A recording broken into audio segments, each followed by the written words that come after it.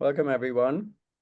The first Insights call, meaning the one kind of public call we do at Venture ESG this year. I'll give people another minute or two before we'll have a second to hear from the panelists to introduce themselves, and then we dive straight into a topic that by the day perhaps is becoming more relevant, more pressing, more complicated, more dangerous. So exactly the right thing to talk about. For us on an afternoon, I know for Paige in the morning, and for people in the middle, I think as well, even on the panel. Again, we give people another 30 seconds before we start. Danica, you can now play the elevator music. Or maybe I should sing instead.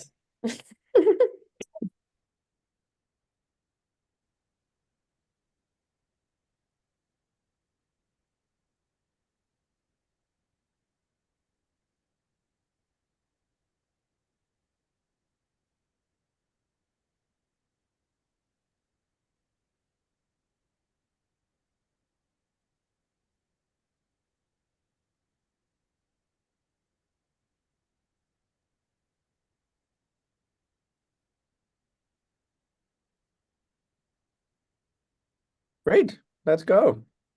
Another welcome from me, and a very, very warm welcome to my four panelists. Thank you for doing this. Thank you for being willing to come and talk about this right now. We'll keep this, and I said this to you four already, we'll keep this as informal and light from a moderation perspective as possible. What that means for you is talk to each other as much as to me. And for all of you on the call, drop your questions in the chat. I'm going to try and be on top of that as much as I can. We want to hear from as many of you as possible. We can talk about this forever, but we do want to answer other people's questions as well. Before we dive in, as deep as we can, perhaps take it away with quick introductions. Paige, do you want to start? Good morning, everyone. My name is Paige Hendrix Buckner, and I'm beaming in from Portland, Oregon on the West Coast. I'm the CEO of an organization called All Raise, and we're a nonprofit that's focused on supporting the success of women and non-binary venture capitalists. Anya, Rebecka, Roger. I'll go first. Yeah. Rebecka, Elming, Saidac from Kinnevik, based in Stockholm, a listed Swedish investment company with a focus on healthcare, software, and climate tech. We have basically half of our portfolio currently in the US and half the rest here in Europe.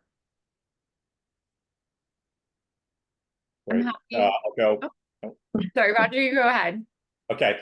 Well, thank you for having me, Johannes. I'm Roger Vincent. I'm the founder of Summation Capital based in New York. We're an endowment-style private equity allocator. Prior to founding Summation a year ago, I spun out of the Cornell University Endowment, where I managed the private equity and venture portfolio for over a decade, and many of the philosophies and strategies that we employ reflect the learnings and the approaches that I developed and worked within at Cornell's endowment. Wow, okay. That's a hard one to follow, but I'll try. Hi, everyone. I'm Anya. I'm the co-founder and chief operating officer of Diversio, and we are a people analytics and workforce optimization platform. We've been around for about 7 years.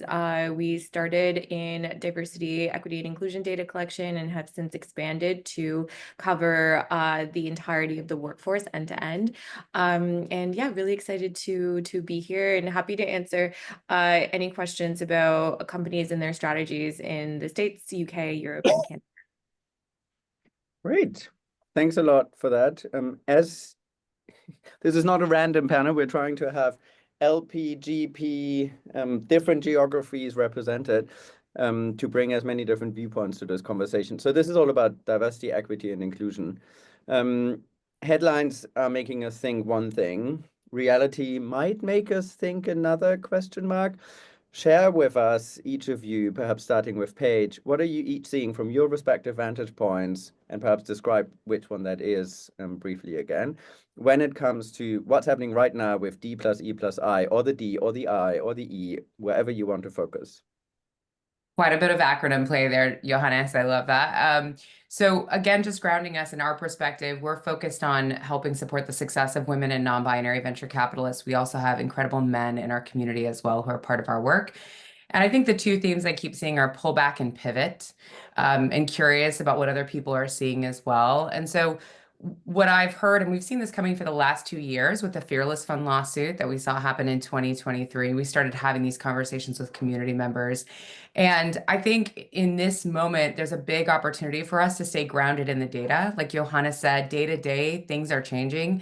DEI isn't just being impacted in venture capital and startups and tech, it's also showing up in education and public policy and healthcare and all these other industries. And I think as we deal with all of this whiplash and the moment-to-moment change in the narrative, I think it's a great chance for us to talk about what the data tells us and investing in practices that are connected to DE&I. So I keep thinking about this stat that we shared in our annual report last year, which is that PitchBook and Goldman Sachs reported 69.2% of the top quartile scoring US funds and angel groups from 2009 to 2018 included female decision makers.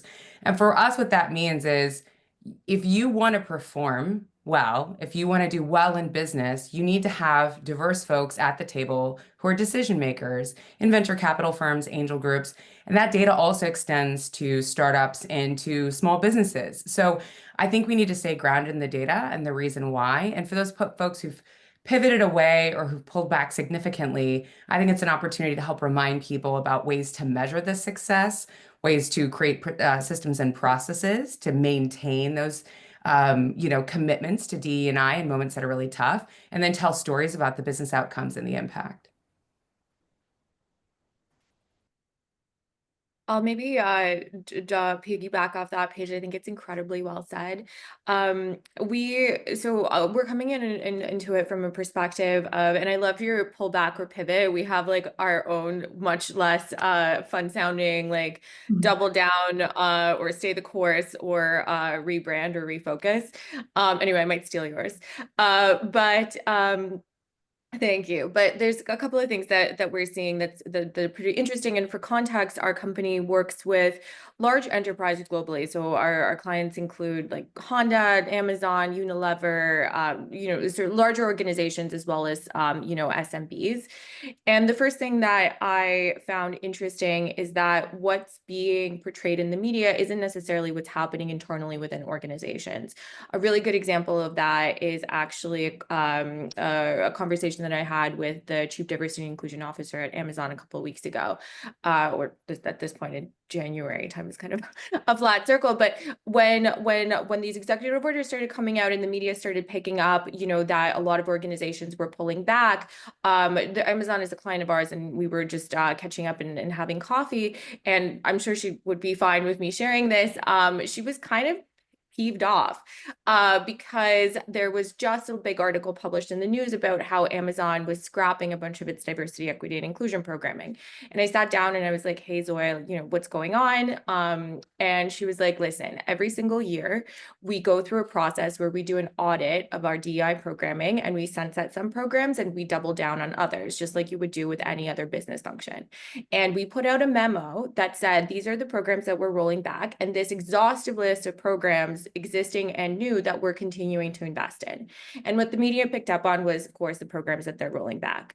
But the reality was, she said, my budget is the same. The commitments around diversity, equity, and inclusion are the same. What we're doing is we're getting rid, full disclosure, of the word diversity in our kind of reporting and our kind of, ESG publications or whatever it is. But she's like, every single program that has been effective and every single program that I wanted to try this year, wanted to continue trying, has been preserved. And the most importantly thing, the budget thing hasn't been rolled back. So that was a really strong indicator for me that there is a disconnect between what's actually happening internally in organizations and what's being portrayed in the news. Now, the piece where she mentioned that, listen, we are getting rid of the word diversity for the most part, and there's obviously some nuances there. I thought that was really interesting, and I do think that that is, to an extent, what you know, a lot of different organizations, the motion that they're going through right now, because at the end of the day, it is very clear that certain language is triggering to the current administration, however you slice it. And, you know, in a lot of ways, I mean, they say it themselves, the acronym DEI as it stands is under attack in a lot of facets of their emerging orders or whatever it may be. And besides Amazon, who, you know, are continuing so much of the good work that they're doing, there's a lot of our other clients reaching out to us, and they're having the same questions. They're saying, listen, should we just get rid of the word diversity and continue on with the programming?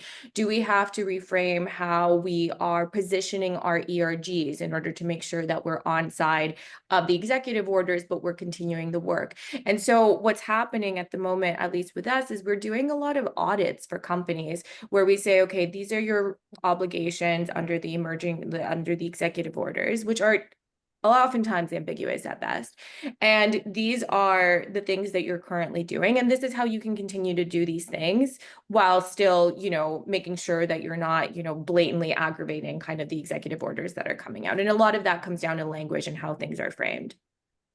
So that's kind of what we're finding and what we're seeing. And it's, you know, reassuring in a lot of ways, because you're talking to organizations and they're saying, listen, we want to keep doing the work. It's important to us. We've been doing it for years. We've been doing it for a reason. Now we just have, you know, this barrier that we just kind of have to get around in order to continue on. That's not to say that no company is pulling back. Of course, there are some that are, you know, kind of that didn't have the commitment there to begin with that are saying, no, thank you. But for the most part, that's what we're seeing. Should I jump in with a European perspective? Also being in the listed environment that we are. I mean, to put it simply, we are seeing both peers, and I mean European peers, so listed European companies, some definitely with a US presence, but some also without US presence, actually scaling back, at least on the externally facing initiatives that they have. And the same goes for portfolio companies and other companies that we interact with throughout the kind of investment ecosystem. So it's a mix of the companies that are scaling back external commitments or external communication, just as it is, but also the ones who are kind of rethinking just what they're doing. And I think that's a positive thing. So companies rethinking and refocusing their efforts on what actually drives business value for them from a DEI perspective. And we'll potentially talk about that later, but just ensuring that they're doing DEI in a way that fits their business, in a way that fits kind of is driving value to them. So not just picking up a certain framework and running with that and just being very proud of good stats in a report that comes out every year.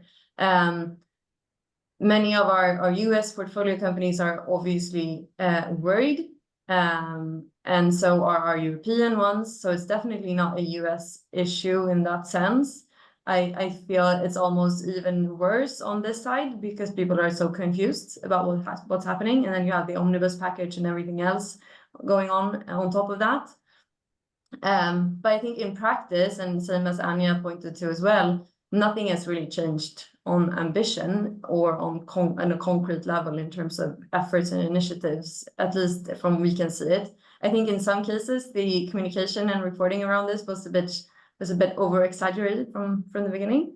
People were very keen on being part of the bus and kind of being able to say a lot of nice words and big things externally, which is, I think, a positive, that they kind of go back and focus on what's really going on instead of how they're describing it externally. But there are also companies that are just not talking about it as much as before, and just let's focus on something else. If this is not what our stakeholders want to discuss in a kind of an external forum, then let's not do that. That doesn't mean that people does not believe in it anymore or think it's less important. But it's hard to support our US companies who are obviously managing these increasing legal and litigation risks that they have. Because to some extent, if you think more long-term, what they might just be doing is mitigating one risk and adding another. This is a pendulum that will sooner or later just turn to the other side. We'll have employees instead kind of looking to who are disappointed or might even take legal action around this when the time is right, if you can use that word. So we just try to support them in being very considerate and cautious around what actions you're taking now in the short term, and kind of help them out to find a good balance. But it's also hard coming from a European standpoint, where we are in a listed environment and very clear on that we're not scaling down or stepping back. But yeah, I'll stop there. Great. Well, I think it's my turn then. From my perspective as an institutional allocator, and speaking mostly for myself, but I think it extends to my peer group, not as much has changed as you might think. So we acknowledge that the environment and the way people are talking about this is shifting underneath us, but we really have two things that we are focused on. One is generating for our stakeholders, our clients, the highest returns from our investments that we can, and mitigating the risk in those investments with a number of tools, but importantly with diversification as being a key part of it. Even when I was working at an endowment or particularly for colleges and universities, these are mission-based organizations, and their philosophy tended to be that the mission was at the university or the college. It was not a mission-based investment operation. So to the extent that organizations were incorporating these ideas into their investment practices, it was always very much led by the business case. And we used to say that, this is one of those happy instances where the business and social case align very nicely with each other. And we can focus, we can stay very focused on the business case for why we are doing this. And so nothing really has changed in terms of what we're after. We're after the world's best investors. We think that human ingenuity and talent is roughly evenly distributed. And so we like this push towards more diversity and inclusion in the ecosystem from which we're finding our investments, because we think it opens up our opportunity set to better investments. So from that perspective, there's still a lot of work that we can do to improve our diversification in this area and improve our returns with the current environment. But in the longer term, it really helps if the whole ecosystem is pointing in the same direction. We invest as a limited partner. We can't support an entire fund all by ourselves. So we need other people that want to find these great investors that weren't previously in the market and make sure that they're getting access to the market, so we can have, in turn, have access to their investment acumen. No, I think that's the kind of end point, beginning point, and end point that we're landing on, right?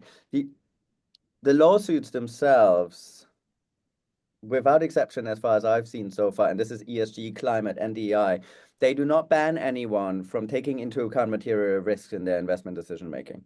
What they ban you from what you can call ESG hushing or pinkwashing or diversity hushing or whatever you want to name it, right? And this kind of what Rebecka described as a hype or buzz, that was potentially, and we also as a potentially the nonprofit ecosystem need to step back and say, was there some direction here that was taken a little bit too far or in the wrong direction? Actually, let's focus on the stuff that is, as Roger was just describing, and Paige, you started with that, right? Aligned with a business case.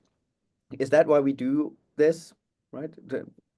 And if so, is that the one argument that we need to go back to? And how does this argument look like in venture capital in particular, right? So why do you do this, Rebecka, right? Roger basically already gave his LP spiel on this.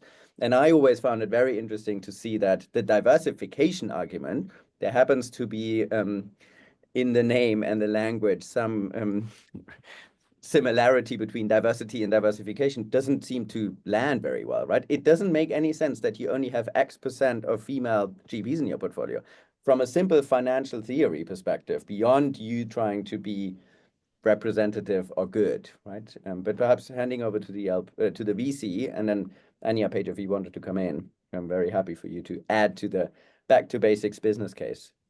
Yeah, I mean, and I agree. I think I was thinking about this panel just before and thinking about the fact that maybe the bar was too high to begin with for some of these companies, because as we always, I think, end up with in these discussions on ESG is that these are long-term objectives and ambitions. And it seems that we over and over again fail to think really long-term about them.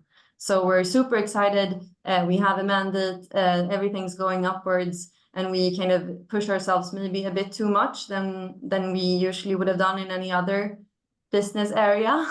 We set a high bar, set high targets, very nicely looking targets externally, as I alluded to before. But then as the pendulum goes back, we just pull them out again, because obviously it wasn't sustainable for that organization or for the market that we're in. So I think it's an opportunity to do that, rethink and set strategies and ambitions that are sustainable over the long term and really long term, because these are things that we won't see the real change quarter over quarter or even year over year potentially. It's great if we can, but I don't think we will. And so we need to look at the larger picture. And maybe the nicely looking targets will then look less exciting, but they will also stick around. But going back to why we do this, and this is what I think all investors will answer, it's because we think it drives better business decisions and more innovation. I mean, it's our very strong belief that homogeneous groups or undiverse groups of people that doesn't reflect society or their customers or the talent pools they're looking to tap into in terms of like a wide range of diversity aspects, they'll just not survive or be successful in the long term. So we don't want to invest in that kind of a business. And our ambition or our view around DEI, or whatever you call it, is always that you need to define your own specific why and your own definition of what this means to your company. And so that you ensure that what you're actually doing is driving business value for that specific company. You can't just report on a set of DI metrics and then you're done with. It's about finding the initiatives that bring you closer to that value you're trying to achieve or you're trying to form. It's for some companies it's about employee engagement. For some it's talent attraction, retention. For some it's about understanding your customers. And not ending up in a group think dilemma on a board level. It can be a plainly regulatory question as well, of course, but I think ensuring that that's the main objective, and also from us as investors, that's what we're tracking. We're tracking to see whether or not they're taking initiatives and working towards that ambition that they've decided on themselves. It's not forcing them into a certain reporting situation or us having to track their KPIs. I mean, some companies will be 50-50 on a gender split. That doesn't mean it's a diverse or inclusive company, unfortunately. Same on a certain level of ethnic minorities being represented in different groups. It's also a matter of kind of ensuring that what's actually going on in the company is aligned with, I think inclusion is the key part here. And that's also what we try to focus on. So spending a lot of time on helping our companies, kind of advising them on how to build inclusive and safe and open cultures so that everyone's contributions are actually seen and valued, and building that into kind of their organizational, but also the cultural design of the companies from the set out. That is how we do it and what we focus on, so that we don't force them into something like just a reporting format, but also ensuring and understanding that diversity will never be that, I think. I think that's maybe where we went wrong. We kind of force it into a comparable, measurable thing where everyone has the same type of KPIs, and as long as you're at a certain level, you get a green lit from whoever's reviewing you. But diverse, or DEI at least, is not that. It's much more complicated, and you start looking at different intersectional issues and so on. I mean, it's a never-ending story if you want to take that perspective. So yeah, focusing on building strong and sustainable cultures of our companies is what we focus on, at least. Rambling. Anya, Paige to add? No rambling. Anya, did you want to go ahead? Sorry, I muted myself. Sure. I mean, that was really well said, Rebecka. I think the term diversity has sort of become this catch-all term, like how people sometimes say if you say the same word over and over again, it kind of loses its meaning. I think to an extent, diversity has kind of become that in the public discourse of like why we want diversity and what it actually represents. I was thinking about this for myself the other day about diversity and kind of how it works. And it was really interesting, or I thought it was interesting in the context of venture. My former partner, and he speaks about this openly, but he struggled with depression, and he was on medication or an antidepressant medication, and he wanted to get off of it for a very long time. And it was a very difficult thing for him to do, if not almost impossible. And I had never taken the medication, never been on the medication. It was something totally new and foreign to me. And watching him kind of go through that struggle, I realized what kind of a big problem this was. And then a few years after that, I met someone who was a founder who was starting a company called Outro. It's an amazing company. You should check it out. And it was dedicated towards helping people who were on any kind of, mental health medication, and they wanted to get off of it to help them transition off in a way that was, healthy and beneficial for them. And in our conversation, he was just started the company and he was just starting to raise. He told me about it, and I was like, this is amazing. This is such a massive opportunity to help people. And at the time we were working a lot with venture funds, and Rebecka's fund is one of them. And so I was so excited, and ended up making some introductions and connecting this founder, and he ended up doing a big raise, and now his company, the Outro, is gaining popularity, and he's able to help all these people. But I think this I promise there's a reason I'm talking about this. It comes back to the diversity conversation, because I never had a personal experience that would have, up until the point where my partner had this experience, that would have allowed me to see this the solution that this founder was creating as something that was exciting and necessary for the world. Because my personal experience, my personal life, this isn't a problem that I've ever had. And by proxy, through my partner, I understood this problem, and I understood the potential there. But that's ultimately what we're talking about, right? When we're talking about the need to have diverse viewpoints and diverse perspectives and experiences at the table, it's not necessarily that we need someone who, understands mental health challenges, or we need someone who is a woman, or we need someone who's a person of color. Those things are essentially just proxies for what is most likely different experiences and perspectives that we bring to the table. And those perspectives and experiences are what help us see opportunities and solve problems, and whatever it may be. Another great example, I'm sure there was a viral video people saw a few years ago where someone was trying to use a soap dispenser in a bathroom, and the soap dispenser would react to white skin, but it wouldn't react to darker skin.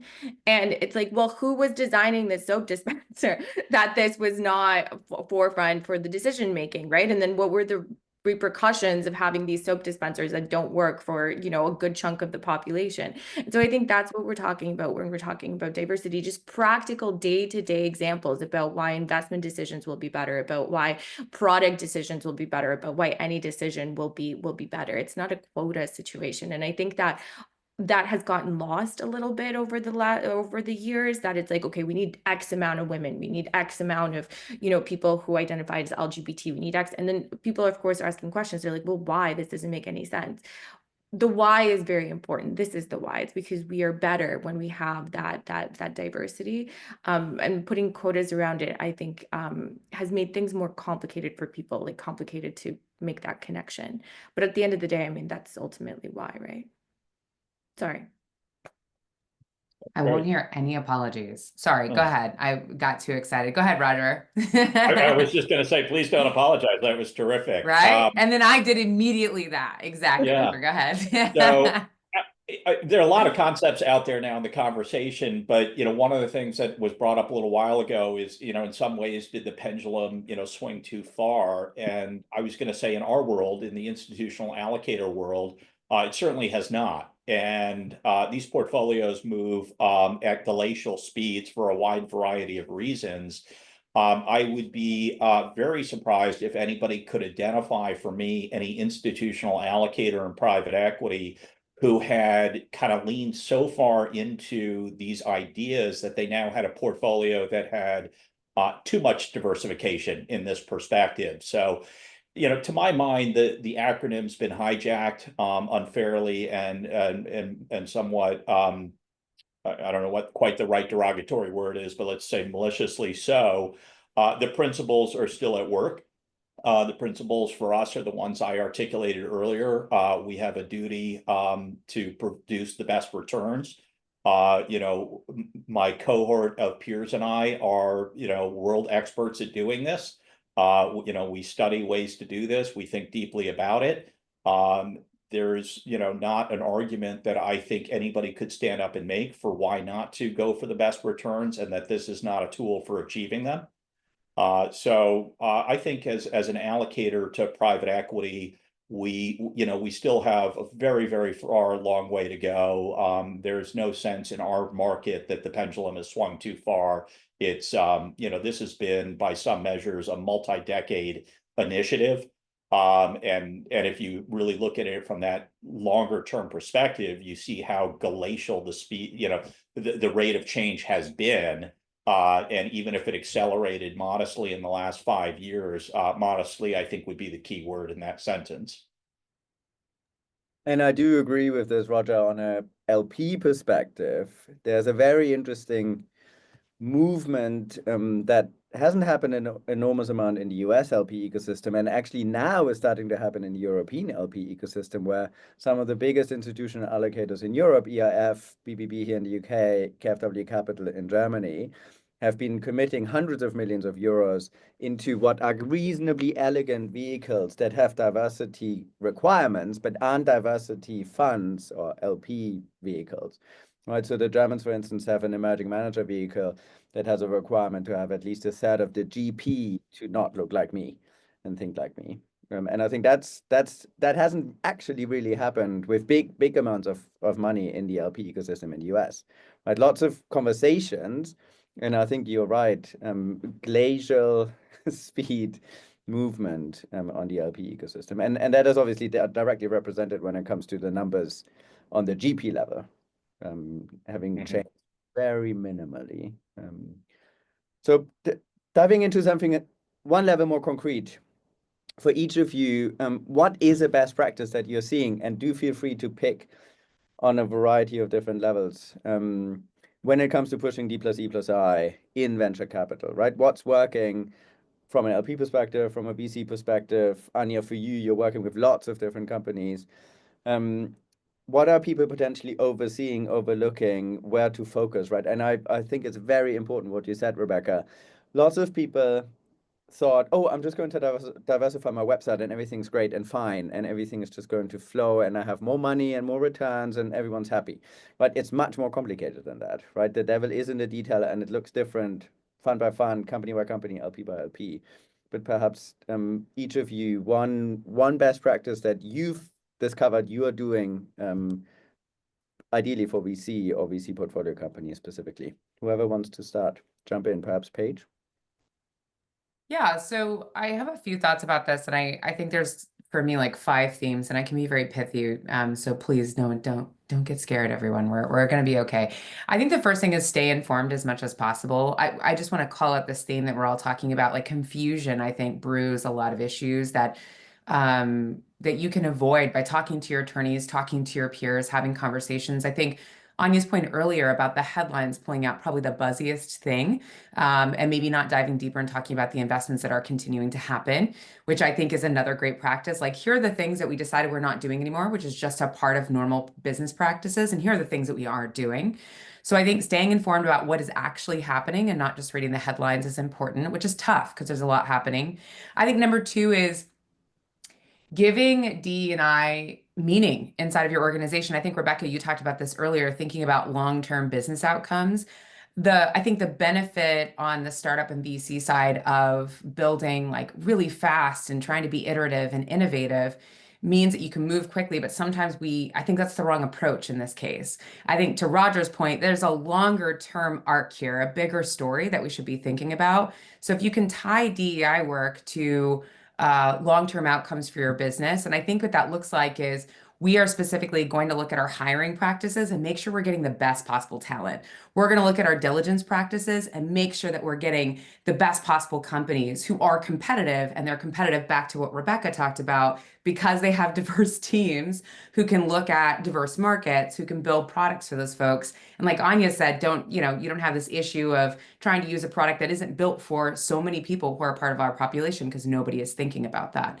I think third, and I wanted to actually, the person is here, but I did not ask for their permission, but I've been thinking about this conversation a lot. Giving people simple templates for processes and systems inside of their organizations, I think, is key. Again, I think people are confused because they don't have exemplars or examples that they could use. And I've been thinking a lot about storytelling. This person is like, storytelling doesn't matter if you don't have systems and processes and accountability. And I've been obsessively thinking about it ever since. And so I think it does look like, hey, here's what we do to help coach companies at the earliest stages to bake these best practices around business, which include DE&I, into hiring, into family leave, for example, into diligence, into retaining talent, into sourcing the best customers, whatever that might look like. And then I think accountability is another key piece of this. Are we asking each other? Are we holding each other accountable in a way that I don't think needs to be cumbersome? You can talk about, like, actually, I think this is a big part. Here's what we've learned and we're successful. Here's where we fell down and it didn't work. And I think sometimes sharing those failures makes it a little more normal for people. And I think about that from a teacher perspective, because you're like, oh, well, they messed up and couldn't figure it out. I can be honest about where I messed up and where I want to double down. And I think that helps people say, like, I want to try this in a way that means a lot to me as an organization. And again, a way that ties to our business outcomes. I think the last piece is storytelling. So talking about companies that are doing this really, actually, let me say this, talking about companies that are doing really well, and they just happen to have diverse teams.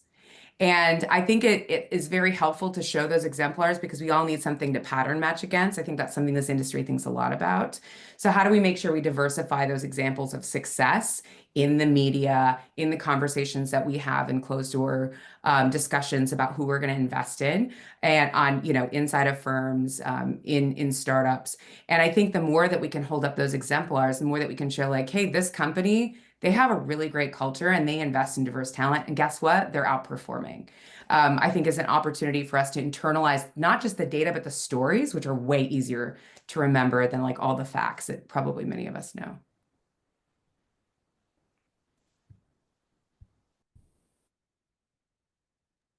Do come in. I'll point fingers otherwise.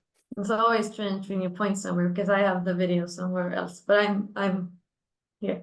The most important thing that we've done so far around this has to be including this in a meaningful way in our IC and due diligence processes.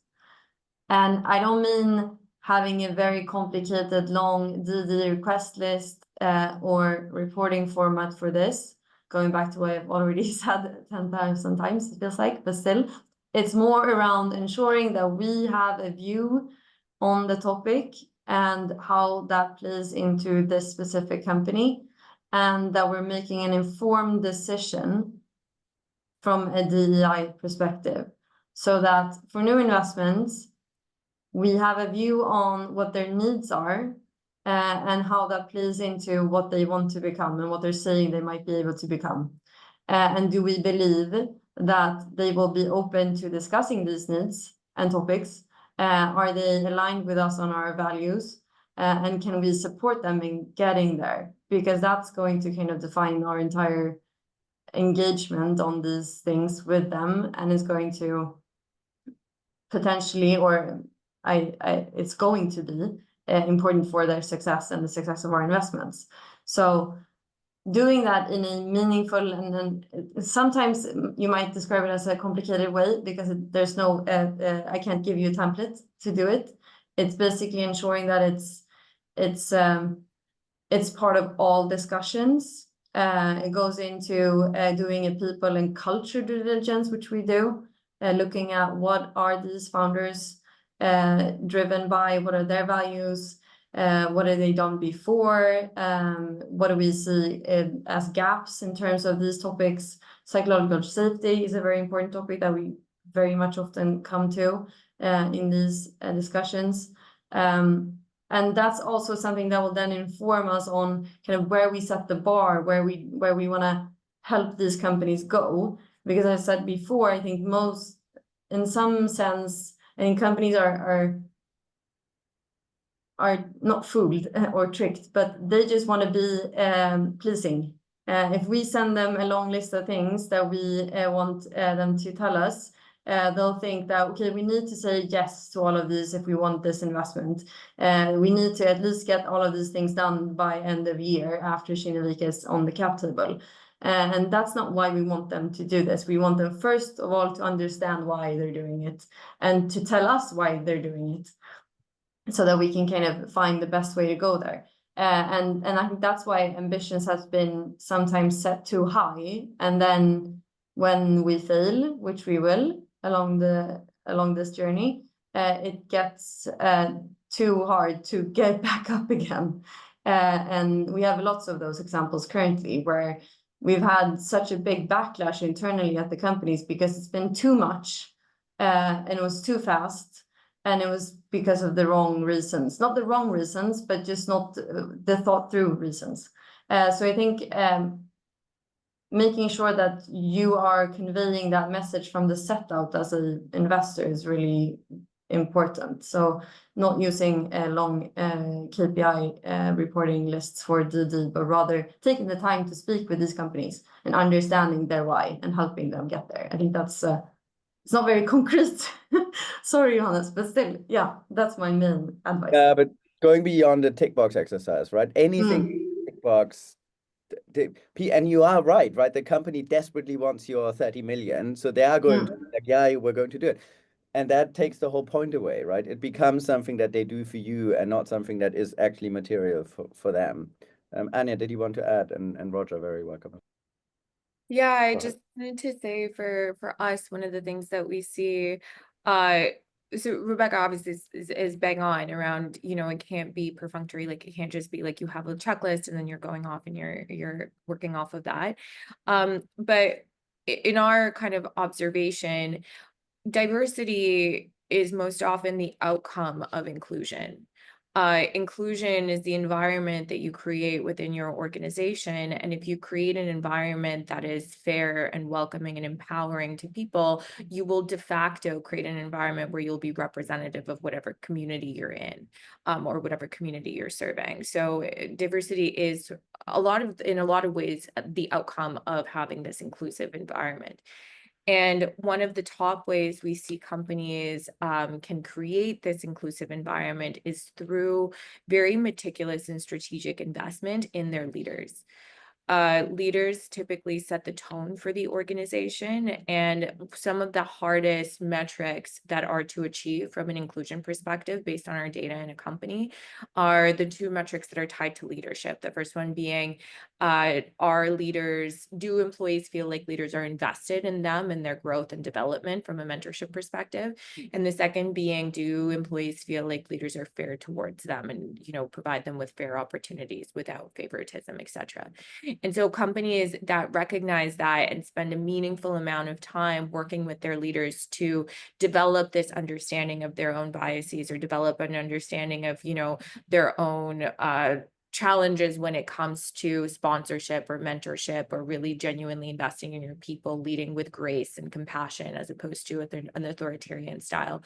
Those companies are the ones where we typically see inclusion becomes really ingrained in the organization, supported by programs and policies, which are kind of the infrastructure created by leaders to, you know, to support their company. That's where we oftentimes will see diversity will almost naturally flourish, because you're sort of going at it from a way that is more sustainable. I'm going to build off that. There are a lot of things that you just said that really work with what I was going to say. I think that like any investment firm, we have a pipeline, we have a investment funnel that's wide at the top and narrow at the bottom. And I think a lot of critics misperceive that these initiatives are applying the quota at the bottom of the filter. We spend a lot more time thinking about the top of the filter, the top of the funnel, and the middle of the funnel. And just the way there's a great body of, you know, economic and investment literature demonstrating that investors have home bias, meaning home geography bias, and to their own detriment in their portfolios, because private equity investing it's a relationship business. You know, we have home network bias. And so a big part of the problem is we build conviction in part by building familiarity. And we start by having familiarity with what we already know, what's in our network. And so if you want to get outside of that, we think it's very important to make sure that you are doing things at the top of the funnel that are getting you access to stuff that wasn't in your the network that you come to the table with. So you first have to understand what the characteristics of your homegrown network is. And everybody's is different, but you know, should be kind of obvious. It's where you went to school, it's the people you spent time with, it's things like that. You have to understand where it doesn't have good coverage, that you want to have coverage because there's relevant opportunities there. And then you have to be really intentional about going out there and spending an equal amount of time outside of your network to give those opportunities a fair chance on par with what's already in your network of moving its way through the funnel. And so I think in our industry as investors, people talk a lot about the importance of being lifelong learners. I think we should start talking and adding to that the importance of being lifelong and intentional networkers. And I don't know that this is the case, but maybe people get to a certain point in their career and they feel like their network is big enough and they have trouble, you know, keeping up with the group of friends and business relationships that they already have. But I would say it's probably really important to continue to expand that and to never, you know, sort of rest on the idea that you have a sufficiently large and well-diversified network in this industry. So that's a really good tactical thing. I would say it takes a little bit of effort to get outside that, you know, to go do the work. First off, our time is all under great demands. I'm sure we, as allocators, we feel that way, but I'm sure it's no different for anybody. And so sometimes it takes you a little bit outside your comfort area. So you've got to be comfortable going to a conference or going to some networking event where you might not know anybody. And I think that takes a little bit of conscious effort to go do that. It's much more fun to know that, much easier to know that you're going to know a bunch of people at a conference, or you're going to be 1 degree of separation away from them because you're going to share so much in common. But that's the whole point. You've got to spend time and cultivate network where you don't have so much in common. I'll stop there. I think that gives the idea. Sorry, Roger, I want to go ahead, Anya. Go. Oh, We're both feeling so really excited. fast. Go, Anya. That's so fun. I first of all, I love everything that you said. I think Paige did too. Yeah. So amazing. But it just made me remember a really good practical tip, which is hopefully on the topic of what we're discussing. We worked with a lot of venture capital funds through a diversity VC initiative that we ran a few years ago with Diversity VC. And all these funds submitted different types of programs and policies that they would do in order to kind of really diversify their portfolios and diversify the types of funders they were invested in.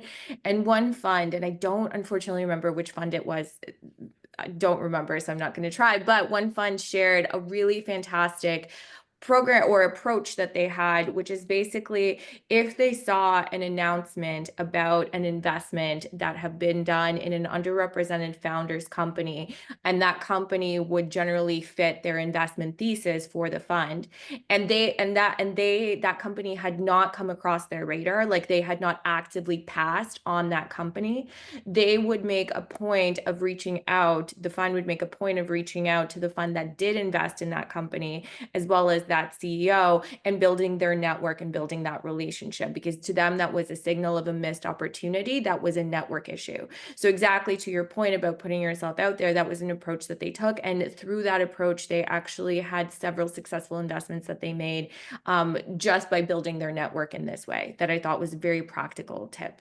Sorry, Paige, go ahead. No, Anya, I want to build on the same thing, and I actually want to pull it back to what Rebecka talked about earlier. And so I think what I've heard all of us say, and I want to pull it together, is like, it's nice to have a menu of options. I think especially as an early founder, there are so many things to figure out. And even I, a person who has a diverse background, gender, race, ethnicity, geo, whatever it might be, I am often trying to think about business outcomes. And if somebody can sit down and help me tie those two things together at the earliest days when there's so much happening, I think you can get some really exciting outcomes, and you can bake a company, a firm, whatever it might be, that really does lean into those outcomes, because my intentions are good. But with everything happening, I just may need a reminder that, oh, my network is limited and there are other opportunities outside of it. So I think to Rebecka's point earlier, like, we have an opportunity to help people sit down and make these practices their own. And I think we must do that. But to Roger and Anya and Rebecka's points earlier, like, I think giving those examples is so critical. So people can say, like, you know what, I never even thought of that, or this works for me, and this works for me at this stage in the organization. Because I think what later stage organizations need versus what earlier stage organizations need can be very different. And so I think we need to give people a menu of options that they can pick from, that they can then build upon as they grow their organizations. I want to do one last round from all of you, and push you as hard as possible on thinking ahead towards a positive vision, because that's one of the things that generally, I've been thinking about this a lot in a much broader context than this and ESG, the progressive left, as the Europeans sometimes describe what the Democrats are perhaps in the US, haven't been very good at. There's been a lot of nagging, and there's been a lot of not this and critique. But what does one stand for that is trying to push some of these topics? So end with some positive thoughts about what makes you hopeful. And this could be picking up from a comment here in the chat from Michael. Actually, there's lots of stuff happening in Europe, and there's actually a whole new movement. I mean, some of them very, very positive, some of them perhaps still questionable. When somebody stands up and says we have to rearm ourselves, that tends to not be a great thing, even though that's economically good, like von der Leyen did recently. What is it that makes you hopeful, and what is it that should make us hopeful as an ecosystem, specifically around D plus E plus I? Roger, do you want to start?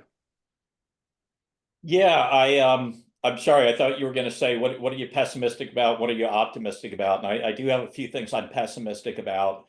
Then start with one pessimism and end with your. Well, I sort of alluded to this before, but I heard a very interesting speaker some time ago, and they pulled a quote on diversity and investment management, and it was aspirational, but it turned out it was from the 1980s.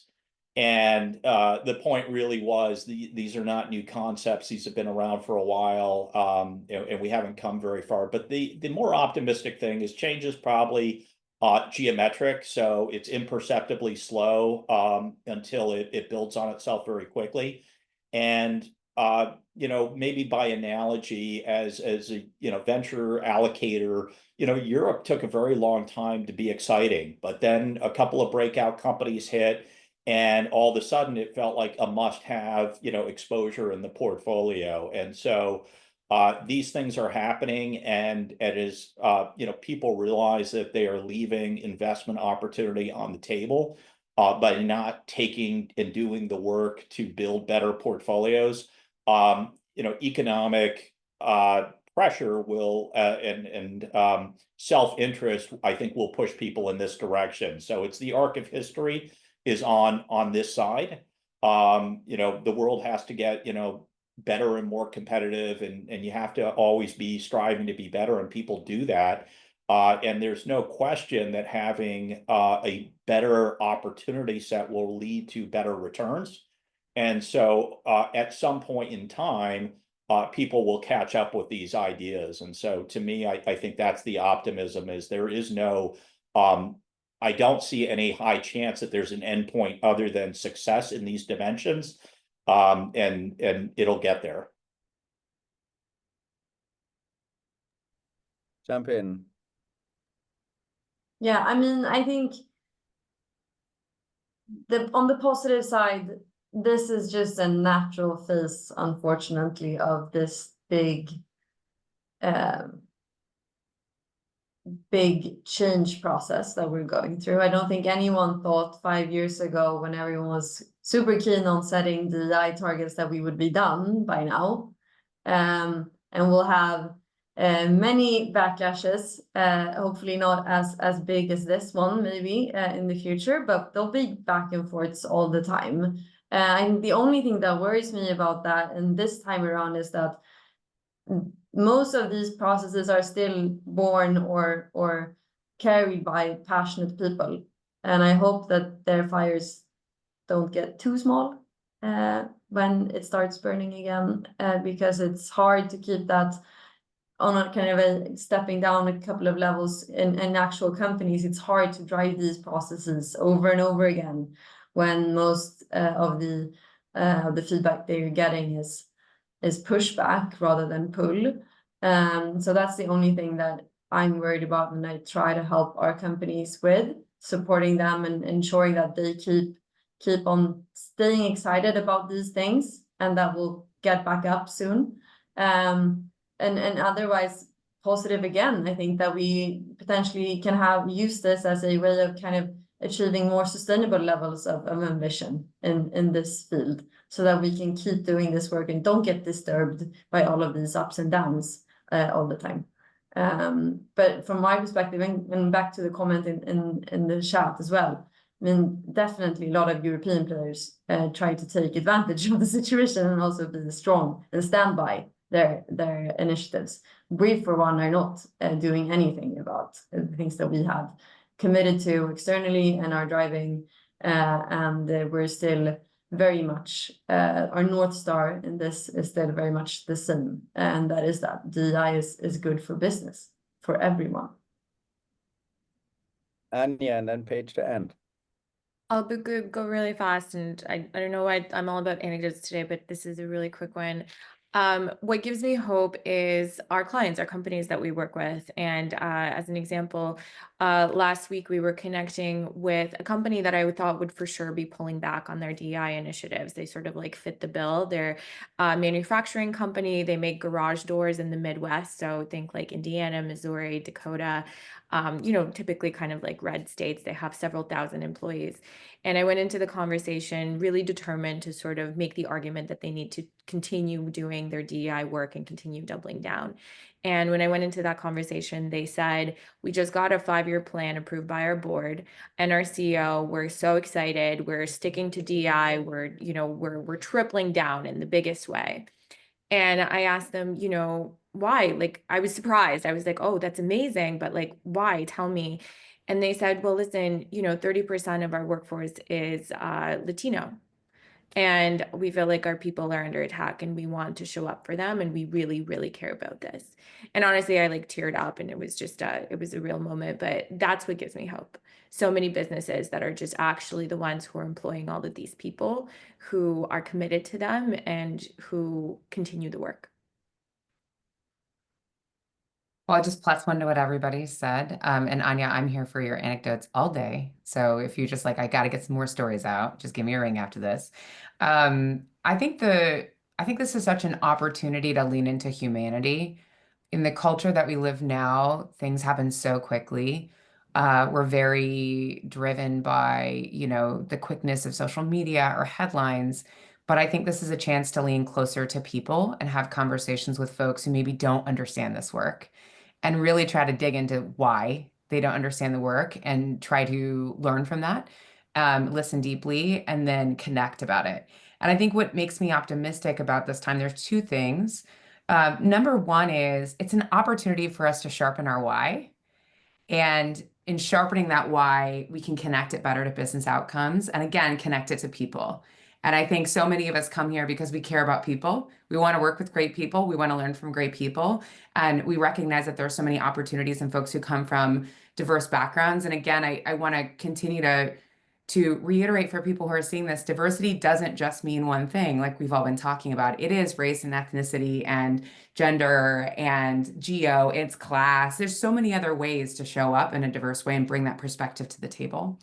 But I think the second piece is just the data is good, right? The data is good that this is good for business. And so we just need to continue to lead into that data and then tell stories with it about the people behind the numbers. Because again, I think people will remember that more than they will remember the stats.